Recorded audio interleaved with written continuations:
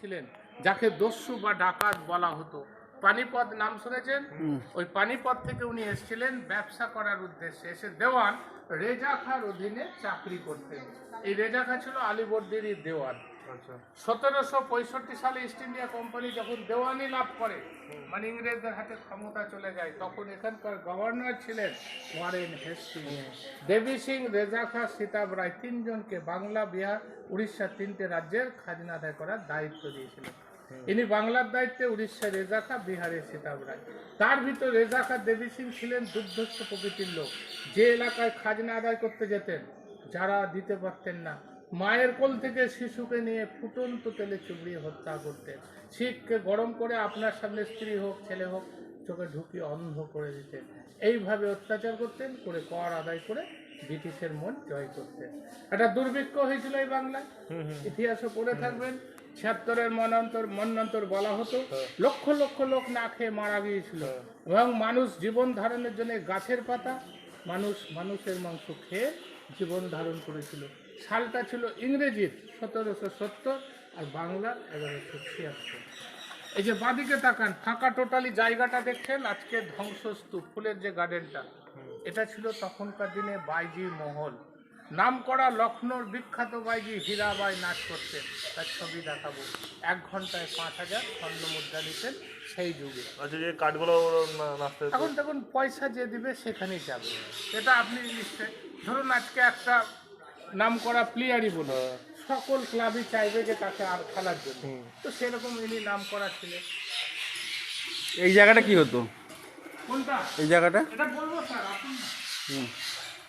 এটা হচ্ছে নাট মন্দির।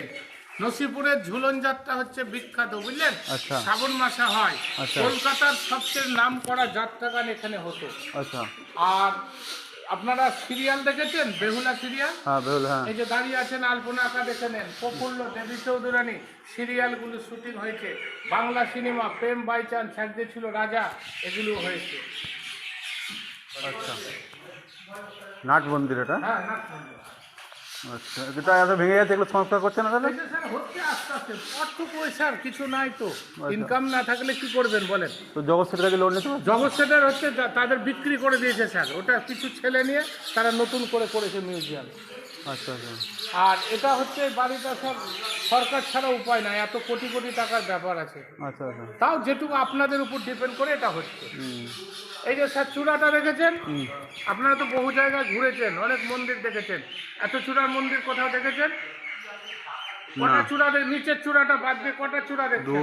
2, 3 আর 3, 6 আর 3, 9, 10টা চূড়া। 10টা চূড়া দেখছেন। ভেতরে সার্কেল দিয়ে যখন ঘুরবেন, যেদিকে যাবেন ঘুরবেন, 10টা চূড়াই দেখতে পাবেন। আচ্ছা, টোটাল চূড়া কটা আপনাদের বলতে হবে, তাহলে আমি বুঝিয়ে বলে দেবো। তোমার তো তাহলে এইখানে 10টা হ্যাঁ, সেটা আপনি দেখবেন, দেখার পর বলবেন 40 টাকা। সেটা ঠিক আছে। 40 খানা কেন হবে? একটা চূড়া এই দিক থেকে দেখা যায়, ওই দিক থেকে দেখা যেত, তা কী করে হবে? 40 খানা অত হিসাব হলে বলে তো ওরা নিজেরাই বলতে পারতো, তার তোকে জিজ্ঞেস করতো কেন? সংস্কার চলছে গায়ে বাড়ি এখন। এই যে সোজা টাকার টিনের গেটটা দেখছেন বিল্ডিং এর নিচে, ওটা ছিল জেলখানা। যারা খাজনা দিতে পারতেন না, গরিব মানুষ, হ্যাঁ, তাদের জোর করে নিয়ে এখানে ওই যে নসিপুরের রাজা এখানে থাকতো, এতে রাজারই তো বাড়ি থাকতো এখানে, হ্যাঁ, প্লাস নিচে জেলখানা ছিল। ওরা ওই তো ওই সব কিছু করেছে। তার রানী মহল ছিল এই সাইডে বিশাল, ওদিকে তার প্রথম অবস্থায় ওদিকে থাকতেন লক্ষ্মীনারায়ণ মন্দিরের ওদিকে। এটা প্যালেস বাড়ি, এখানে দরবার হল ছিল, মিটিং হতো, নানা রকম সব ব্যবস্থা ছিল। তো এই ভাঙাটা কি ছিল? ভাঙাটা কোয়ার্টার স্যার, আপনার রাজ্য সরকার যেমন সরকারি চাকরিজীবীদের কোয়ার্টার পায়, হ্যাঁ, তখনকার দিনে যারা কাজ করতেন বাইরে থেকে এসে এখানে থাকতেন, কোয়ার্টার ঘর।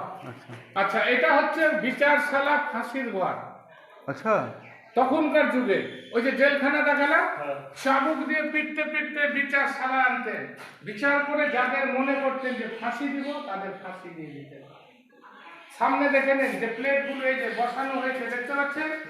এই চেন থেকে 3টে হুক আছে, দেখুন মধ্যের যে হুকটা ওই সোজা করে মিডিল পোর্শনে ছিল ফাঁসির মঞ্চ।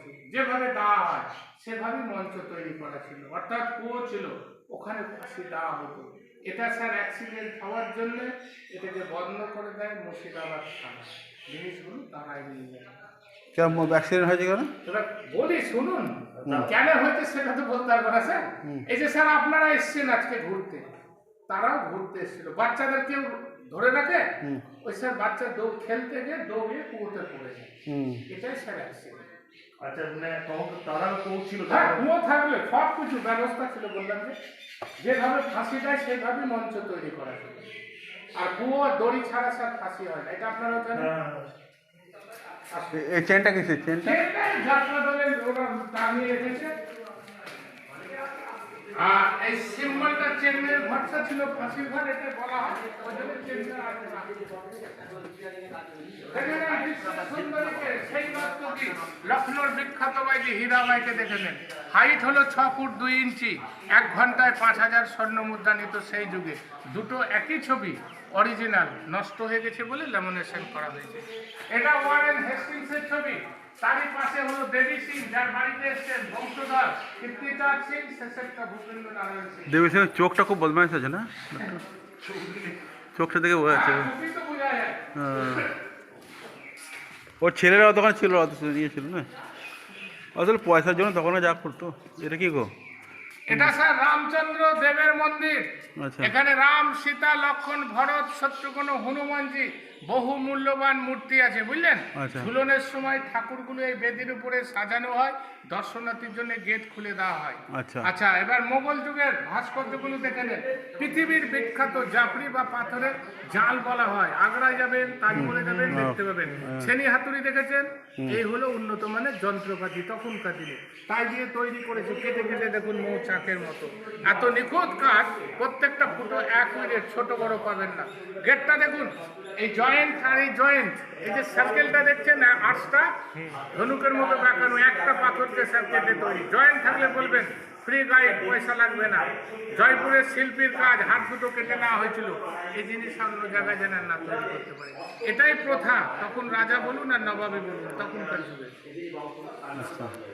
আচ্ছা, আর একটা কথা বলি আপনাদের, এই যে এসছেন ঘুরতে আজকে, মুর্শিদাবাদ জেলা বা বাইরের জেলারই হল, সব জায়গায় কি ঘুরতে পারবেন? ঘোরা সম্ভব নয়, ঘুরতে গেলে কিছুদিন সময় লাগবে।